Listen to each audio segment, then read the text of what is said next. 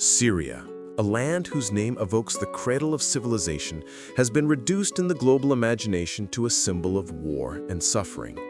But this vision, while painfully real, is incomplete. It conceals a deeper, more complex story, that of a people who, faced with almost total destruction, have responded with a level of ingenuity and resilience that defies comprehension. To understand Syria today, we must not start with the rubble, but with the foundations, its geography, its culture, and the astonishing adaptations that have emerged from the crisis. The country is not a monolithic desert, but a mosaic of landscapes. A fertile Mediterranean coast gives way to forested mountains, which in turn open onto agricultural plains irrigated by historic rivers like the Orontes and the Euphrates, before merging into the eastern desert. For millennia, this geographical diversity fostered the emergence of self-sufficient microcultures, each with its own character, forging a spirit of independence and adaptation into their DNA. This diverse landscape is home to an equally rich human mosaic. Before the war, Syria was an example of coexistence, where the Sunni Arab majority lived alongside Alawite, Druze, and Ismaili communities, and Christians from some of the world's oldest denominations, as well as Kurds, Circassians, and Armenians. This coexistence materialized in curiosities like shared shrines, where Muslims and Christians venerated the same saint, weaving a web of mutual respect.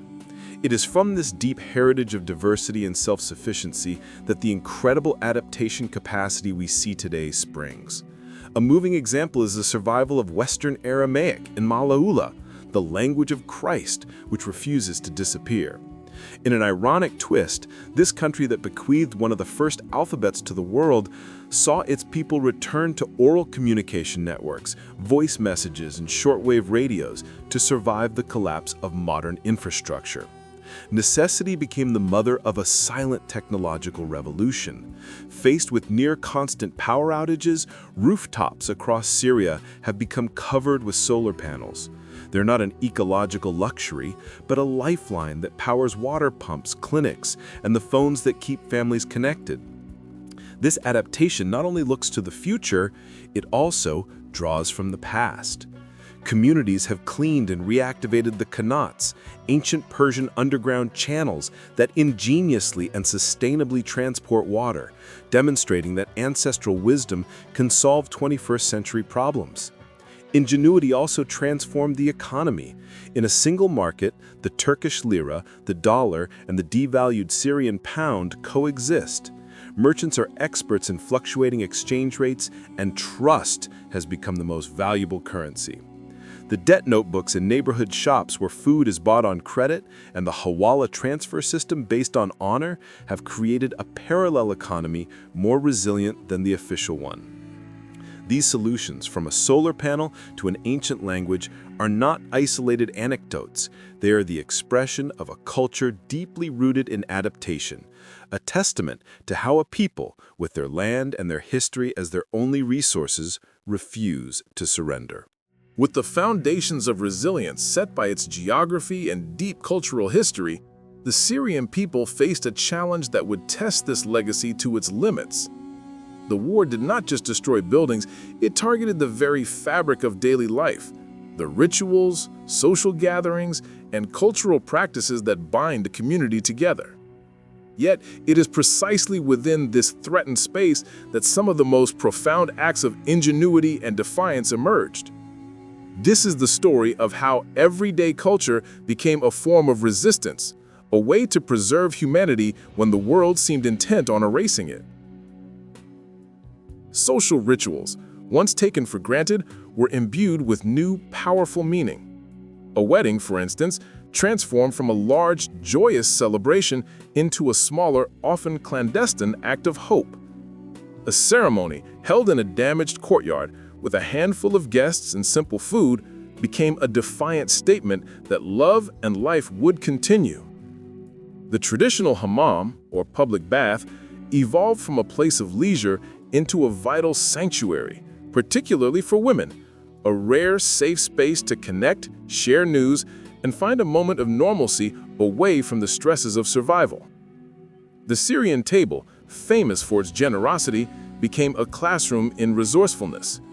The concept of siege cuisine emerged, not just as a collection of recipes, but as a philosophy of survival.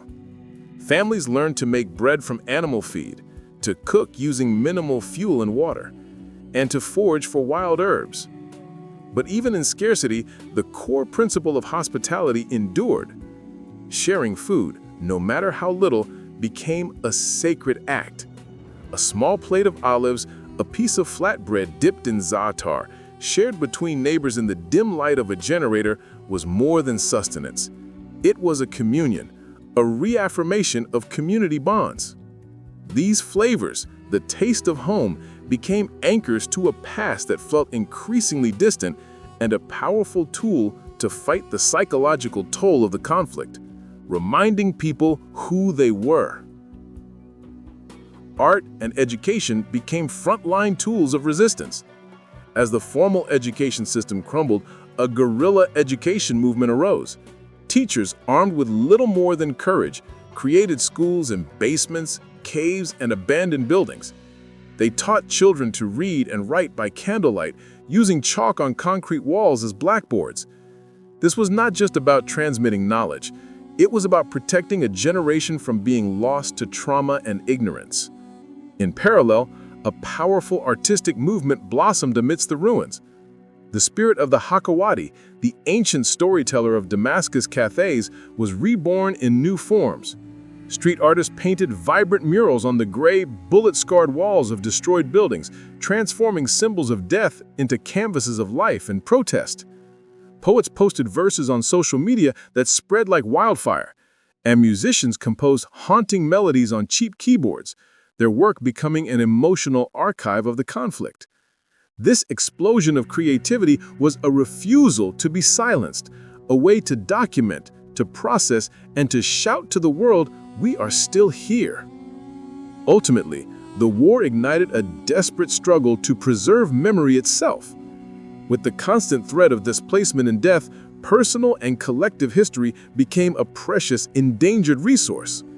Families made heartbreaking choices, prioritizing official documents, birth certificates, property deeds over all other possessions when fleeing their homes.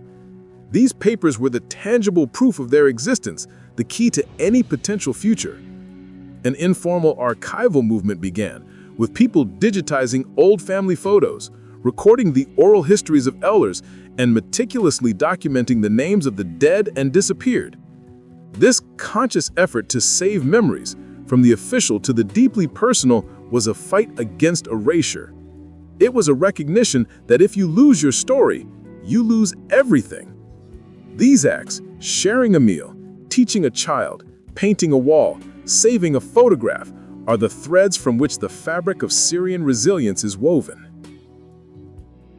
If you enjoyed this part, don't forget to like the video, subscribe, and follow our channel for more world curiosities. The resilience of the Syrian people does not exist in a vacuum. It is a direct response to a recent history marked by authoritarianism and a war that fractured the country into a complex puzzle. Modern Syria, forged after the end of the Ottoman Empire and the French Mandate, was unified under the ironclad control of the Ba'ath Party, and since 1970, by the Assad family. For decades, an imposed peace silenced dissent in exchange for stability and a strong sense of national identity. However, beneath that surface, social and economic discontent grew, fueled by corruption and a lack of freedom. The spark of 2011, inspired by the Arab Spring, was not a sudden event. It was the eruption of long-suppressed tensions. Peaceful protests demanding dignity and reforms were met with a brutality that transformed the uprising into a multifaceted civil war. Soon, regional and global powers intervened, turning Syria into the chessboard of a devastating geopolitical game. Modern life under this reality is a constant exercise in navigation. One of the most surreal curiosities is the existence of invisible borders that divide cities and neighborhoods. Crossing a street can mean entering a territory controlled by a different faction, with its own rules, currency, and even time zone. Citizens have become expert cartographers of this fragmented landscape, where survival depends on knowing which roads are safe and which words should not be spoken. But the collapse of the state also triggered an extraordinary phenomenon: the emergence of an incredibly organized civil society. Where the government failed, citizens stepped up. Volunteer networks have sprung up to manage everything from garbage collection to repairing the power grid. Schools moved into basements and were digitized through WhatsApp groups, with heroic teachers conducting classes against all odds. Technology has been a double-edged sword, a tool of propaganda and surveillance, but also a lifeline. Smartphones became the world's eyes, documenting war crimes and countering official narratives. Social media platforms are now virtual marketplaces, community centers, and art galleries. Street artists have transformed the walls of ruined buildings into canvases of protest and beauty, and their works, shared virally, are a testament to the indomitable creative spirit. In the end, the deepest reflection on Syria is not about geopolitics or destruction, but about the nature of hope. Here, hope is not a passive feeling, but a daily action. It is the act of planting a tree, of sharing a meal, of telling a story, of teaching a child. It is the affirmation that life goes on and that reconstruction, both physical and social, is possible.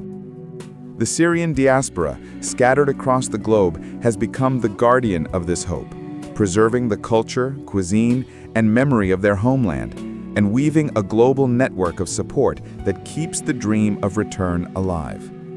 The story of Syria is a universal lesson on the fragility of peace, but above all, it is a powerful testament to the immense strength of the human spirit.